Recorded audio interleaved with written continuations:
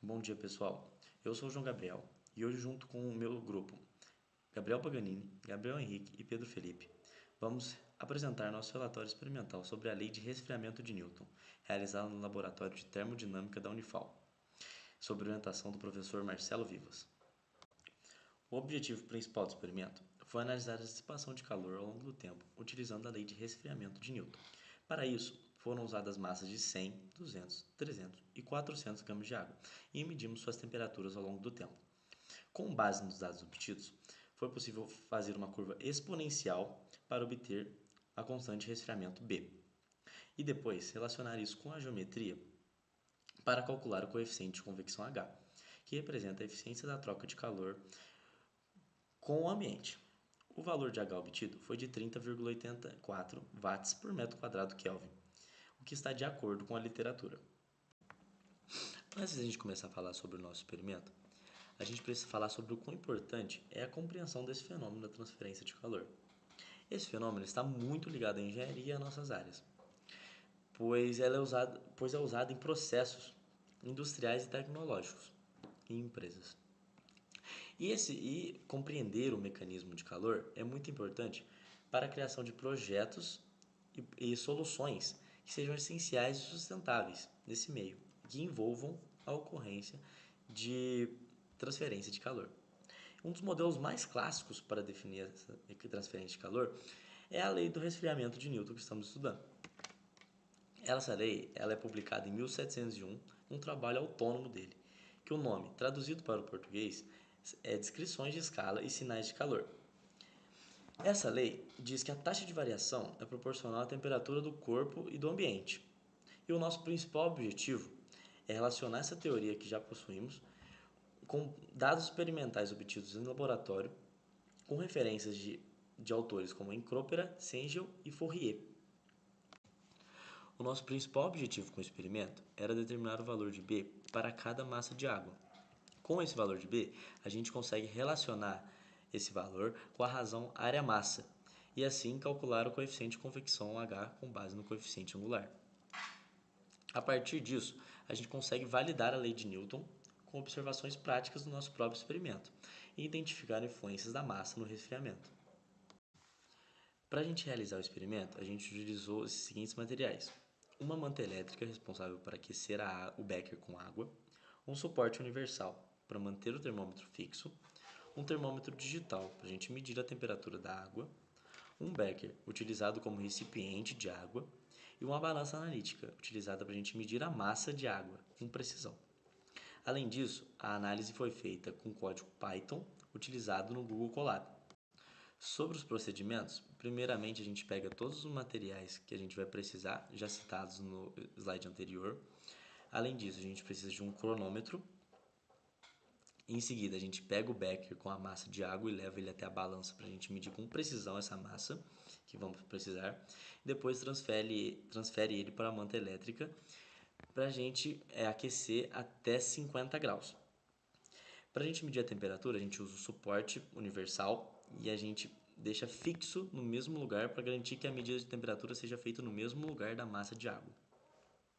Quando a manta esquentar a água até 50 graus, a gente retira o becker com o suporte universal e deixa resfriando a água.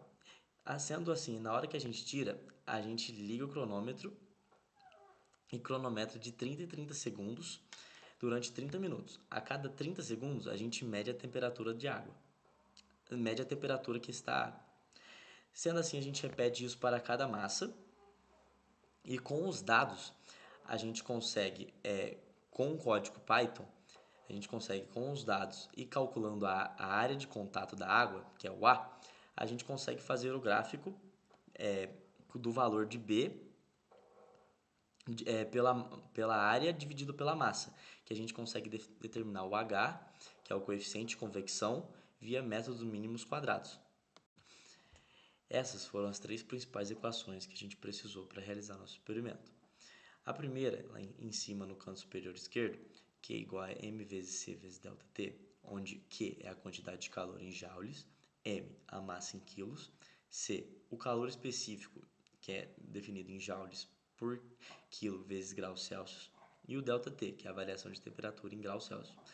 E essa equação é essencial para calcular a perda de calor, permitindo prever e controlar o resfriamento com precisão e segurança.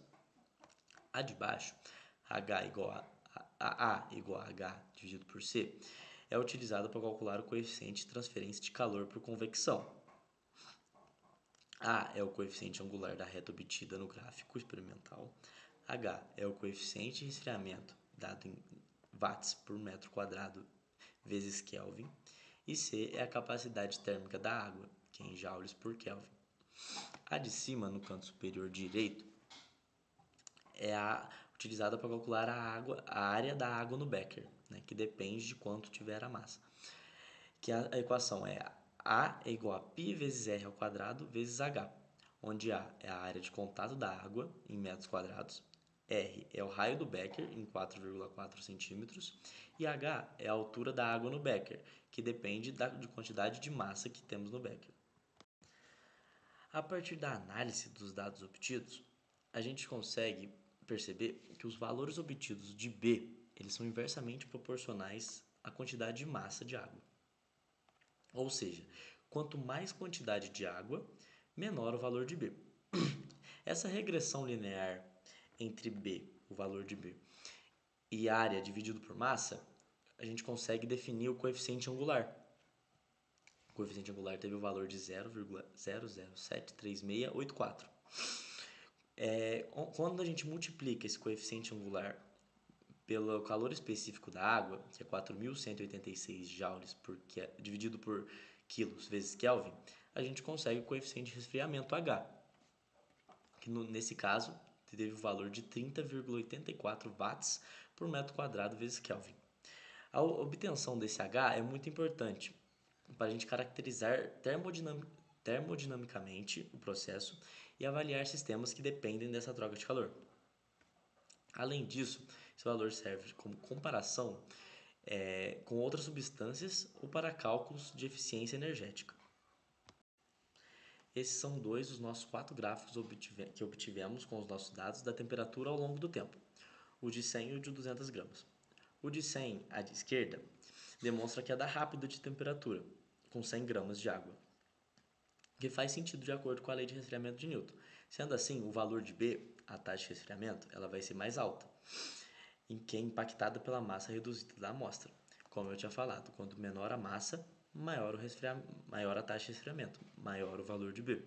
Dá para perceber no gráfico que a temperatura ela abaixa mais na mesma quantidade de tempo do que, por exemplo, o da direita, que o da direita é o de 200 gramas. E a taxa de perda de temperatura é menor do que o de 100 gramas, que faz sentido que se alinha com a lei de resfriamento de Newton e evidencia a redução do coeficiente de resfriamento B de acordo com o aumento da massa. Dá para perceber que na mesma quantidade de tempo, 1750 segundos, a temperatura diminuiu mais no de 100 gramas do que no de 200 gramas. Já nesses dois últimos gráficos, de 300 e 400 gramas, dá para perceber à esquerda, ao de 300, que é ainda uma curva mais gradual, que o ajuste teórico descreveu adequadamente o comportamento experimental, e a taxa de resfriamento é ainda menor do que o de 200 e 100 gramas, que indica uma redução no coeficiente devido ao aumento da massa. Ou seja, nos mesmos 1750 segundos, a temperatura diminuiu menos ainda. Já no gráfico da direita, que é uma amostra com 400 gramas de água, apresenta a curva mais suave de todas, que a quantidade de água resulta em uma perda de temperatura mais lenta, de acordo com a lei de Newton. Quanto maior a quantidade de água, menor o valor de B, que é o coeficiente de temperatura, como previsto pela lei de resfriamento. Ou seja, ainda reforça a tendência de diminuição do coeficiente de acordo com o aumento da massa. Por fim, esse último gráfico nos dá a relação entre a área por massa e a taxa de resfriamento Bzão. O eixo horizontal é a área por massa, enquanto no eixo vertical temos o Bzão. Sendo assim, conseguimos ter o coeficiente angular A e o coeficiente linear Bzinho. O coeficiente angular é igual a 0,0074, enquanto o coeficiente linear B é igual a menos 0,0003. A linha vermelha representa a reta ajustada e os pontos em azul indicam a incerteza associada a medições dos pontos experimentais. A conclusão do experimento é que a realização dele e a formulação do relatório permitiu uma análise minuciosa da aplicação da lei de resfriamento de Newton na determinação do coeficiente de transferência de calor por convecção. Através da coleta dos dados experimentais de temperatura em função do tempo, se tornou possível o ajuste de uma função exponencial baseada na lei elaborada por Newton, conseguindo assim chegar em um valor para o parâmetro B, igual a menos 0,0002674, que caracteriza a taxa de resfriamento do sistema. Com os valores obtidos de B através dos cálculos mencionados nesse relatório e relacionando com a área superficial A igual a 0,07384 e a massa do corpo M, foi determinado o coeficiente H igual a 30,84 watts por metro quadrado Kelvin, por meio dos métodos mínimos quadrados. Assim, os resultados obtidos foram relacionados aos dados obtidos no processo experimental e com estudos sobre esse conceito, como estudos apresentados por Encropera e DeWitt em 2003 e Sengel, 2014, visando a validação dos resultados e a identificação das possíveis fontes de erro.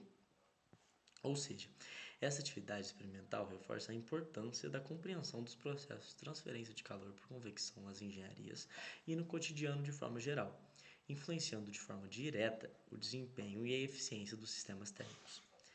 Em prol desses estudos realizados, autores como Encropera e DeWitt, 2003, abordam a importância do conceito de transferência de calor para o desenvolvimento de futuras soluções mais sustentáveis e eficazes das engenharias.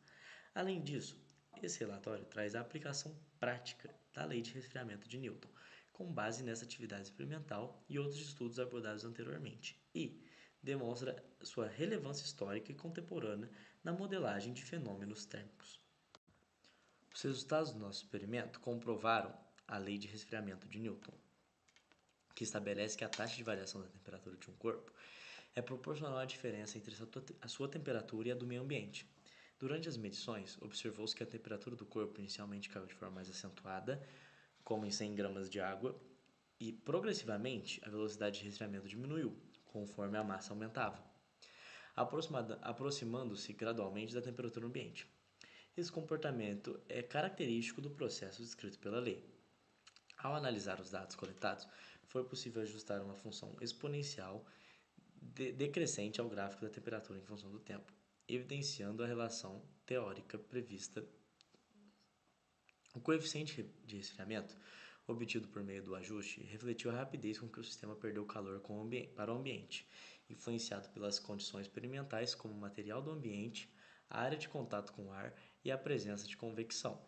Entretanto, algumas fontes de erro podem ter influenciado a precisão dos resultados, como a troca de calor não apenas por condução e convecção, mas também por radiação, além de possíveis flutuações na temperatura ambiente ao longo do experimento.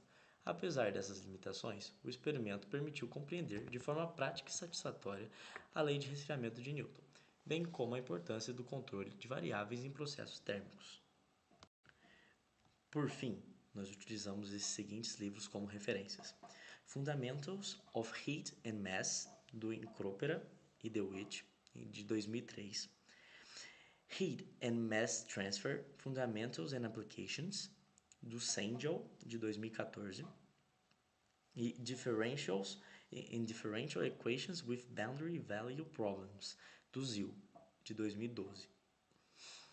E essas foram as 3 referências que utilizamos. Esse foi o meu vídeo e esse é o nosso trabalho. Muito obrigado.